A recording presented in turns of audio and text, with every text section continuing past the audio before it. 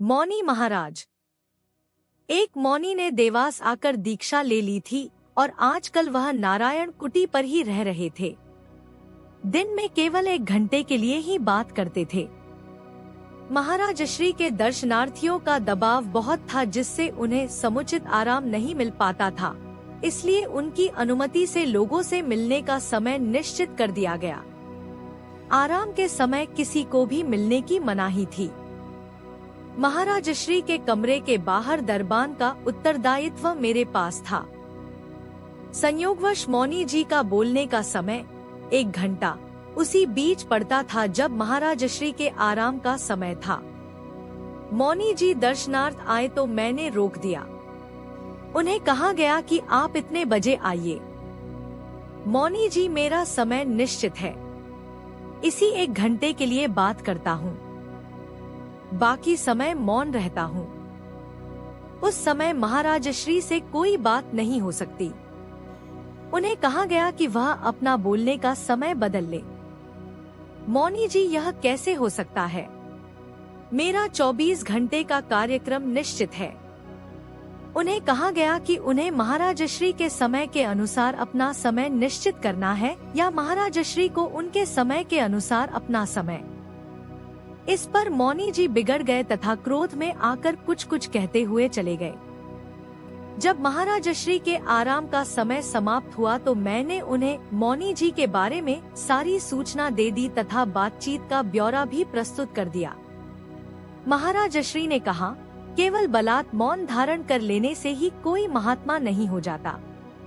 मौनी जी को यह पता होना चाहिए कि उनकी स्थिति एक शिष्य की है तथा शिष्य के कोई अधिकार नहीं होते, केवल कर्तव्य होते हैं।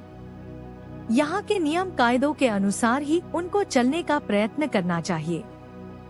मेरे लिए आश्रम के कई कार्य नियत थे, मैं उन्हीं कार्यों में लगा रहता था। मौनी जी के पास कोई काम नहीं था। अपने बोलने के 1 घंटे के समय का उपयोग आश्रम वासियों के समक्ष मेरी शिकायतें करने में करने लगे। इससे आश्रम का वातावरण दूषित होने लग गया। मुझे पता चला तो मैंने विचार किया कि संभवतः 2-4 दिन में अपने आप ठीक हो जाएंगे, किंतु कई दिन बीत जाने पर भी उनका क्रोध शांत न हुआ। उनकी गोलाबारी निरंतर जारी रही। इन्हीं बातों से साधक के आंतरिक स्वरूप का पता चलता है। हो सकता है कि बात करने में मेरे से भी कुछ भूल हो गई हो। मैं भी एक मानव ही था, किंतु मौनी जी के व्यवहार ने मुझे व्यथित कर दिया। सामान्यतः मेरा नियम था कि महाराज श्री के सामने किसी की शिकायत लेकर खड़ा नहीं हूँ।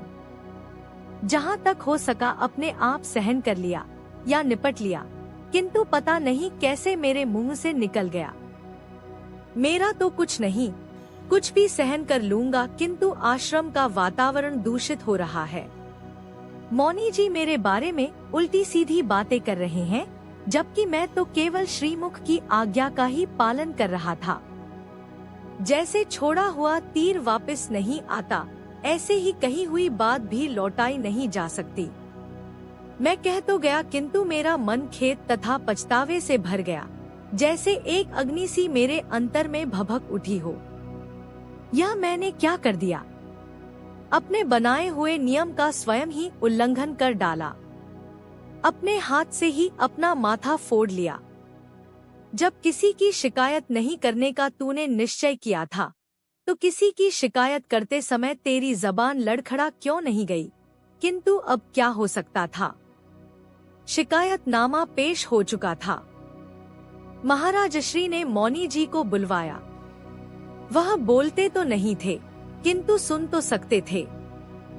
महाराज श्री, सुनिए मौनी जी, अपने कार्यक्रम का निश्चय मैं स्वयं करता हूँ।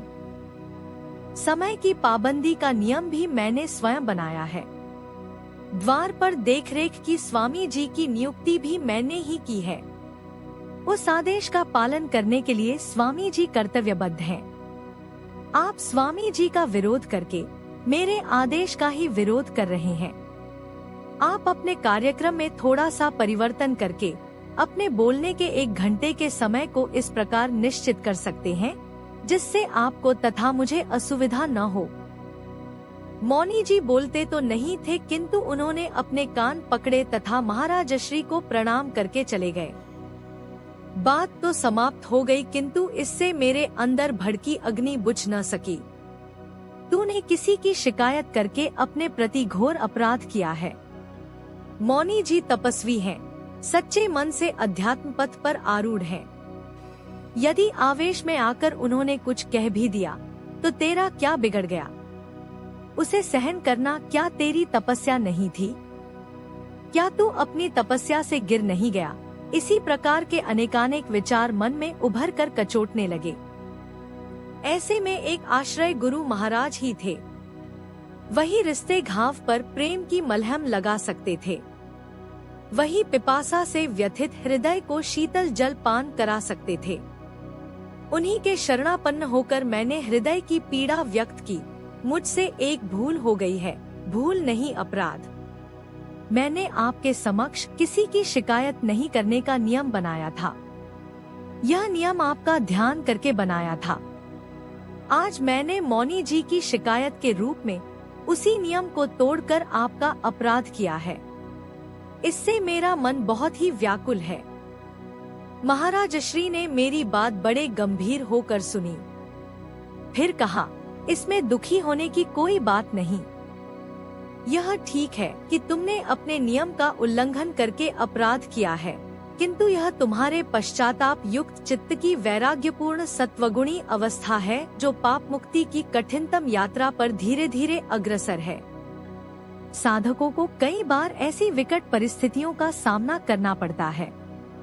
देखने में तो उनका कोई दोष नहीं होता, बिना दोष के ही उनको कई प्रकार के दंड सहन करने पर विवश होना पड़ता है, किंतु यदि सूक्ष्म विचार पूर्वक देखा जाए तो अपराध उनके अंतर में किसी कोने में संचित रखा हुआ होता है, जिसका अभी तक उनको दंड नहीं मिला, जो अब मिल रहा है। इस क्रम में साधक से कई बार कुछ भूल भी हो जाती है। यदि पश्चाताप की तपिश से उस भूल की सिकाई कर दी जाए तो उस भूल के बीज को जलाया जा सकता है। यही तुम कर रहे हो। ऐसा तुमने कई बार देखा होगा कि कोई व्यक्ति पूर्णतया निर्दोष होता है, फिर भी साक्ष्य उसके विरुद्ध होते हैं, जिनके आधार पर उसे दंड भी भोगना पड़ता है। बिना कारण के कोई कार्य हो नहीं सकता। कारण प्रारब्ध के रूप में अदृश्य होता है, किंतु होता अवश्य है।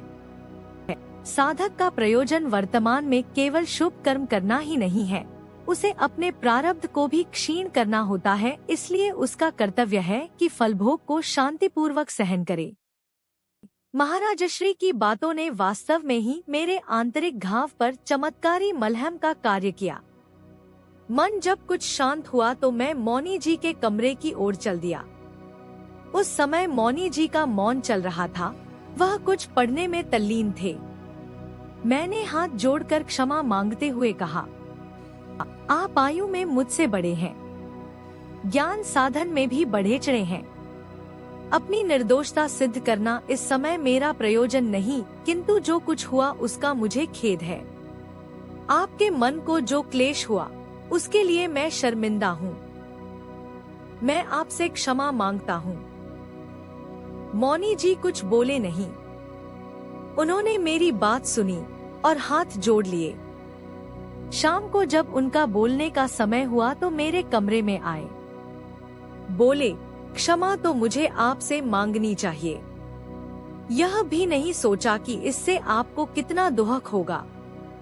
अब मैं देखता हूँ कि आपका कोई दोष नहीं था। आप तो महाराज श्री के आदेश का पालन कर रहे थे। बिना विचारे आवेश में आकर आपके विरुद्ध बकवास करता रहा, किंतु यदि आपका दोष होता भी तो भी मैं तो एक साधक था।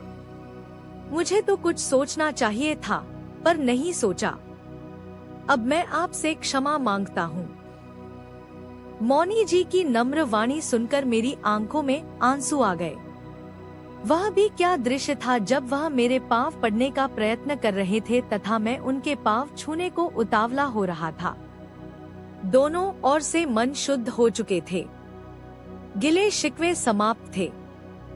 महाराज श्री को पता चला तो बोले, यही उपाय है परस्पर मन शुद्ध करने का।